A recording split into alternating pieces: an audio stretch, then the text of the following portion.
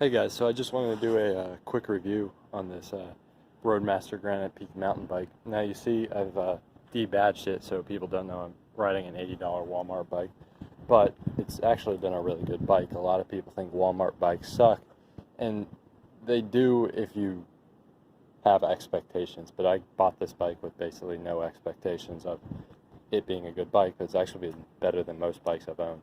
So I'd say that's a win. I'll first go over my main complaints and problems with the bike.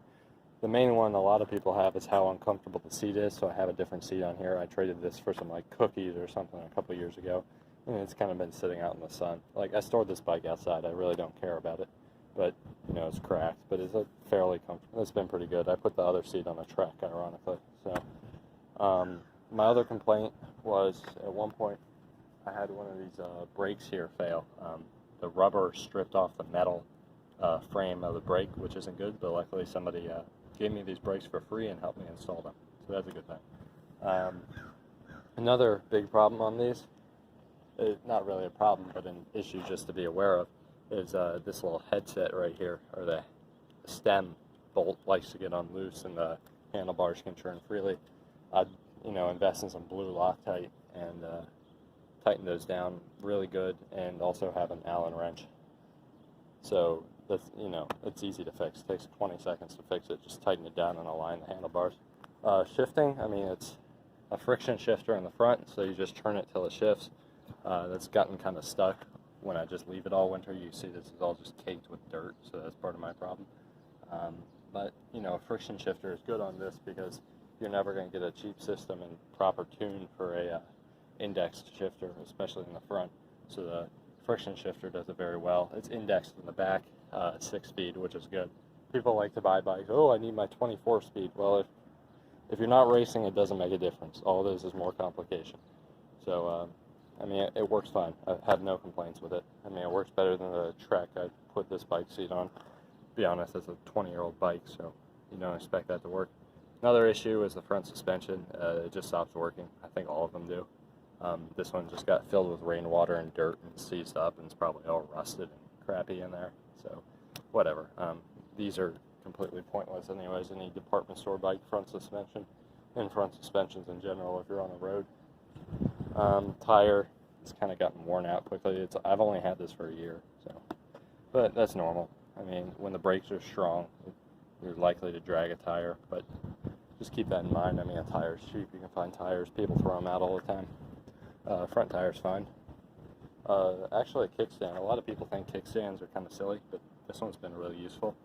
I've taken this bike off-road. I've taken it off trips, stuffed it in cars, ridden it really hard, and it's held up fine. I'm 6'3", so it's a tiny bit small on me, but that's no big deal. Again, I'm not competing. You're not supposed to compete for anything on this bike. It's a cheap beat-around bike, and that's what it does it very well. So if you plan on buying this bike, don't go in expecting it to be perfect. It might have problems, and don't pay anybody to assemble it. Just assemble it yourself. And make sure you have like a couple pairs of vice grips and some Allen wrenches. You get them from Home Depot for like $10, or Walmart, or wherever you buy it, because you got to install the wheel when you buy it, and you got to put the handlebars in. It's really easy to set up. It took me a few minutes, but then again, I'm kind of incompetent at fixing bikes. You have to tighten that in, you have to put the front wheel on, adjust the brakes and all that. It's not that hard. Riding, it's very comfortable to ride, even with the front suspension broken. Frame's fine. Weight, and it's kind of heavy, but then again, you're not competing on it. And, shifting, if you take care of it, it'll be fine. Again, I don't take care of this bike at all. I dump whatever grease I can find on the chain just to keep it from making noise and call it a day. I put some of that, used a grease gun to grease it up the other day. But yeah, that's about it. It's super stable. Ride it with no hands really easily.